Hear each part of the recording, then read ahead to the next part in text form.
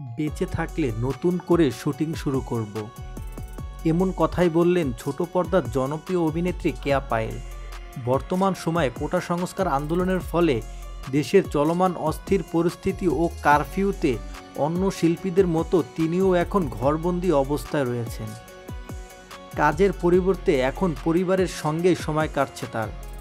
সম্প্রতি বাংলাদেশের একটি সংবাদ মাধ্যমের সাথে কথা বলার সময় কেয়া পায়েলের কাছে বর্তমান পরিস্থিতি সম্পর্কে জানতে চাওয়া হয়। প্রশ্নের উত্তরে কেয়া পায়েল বলেন, শোবিজে কাজ করার পর এত দীর্ঘ সময় কখনো শুটিং না করে থাকিনি, তাই আরাম করে ঘুমাচ্ছি। এমন আরাম করে অনেক দিন ঘুমাতে পারিনি। পায়েল আরও বলেন, অবসর সময়টা পরিবারকে দিচ্ছি।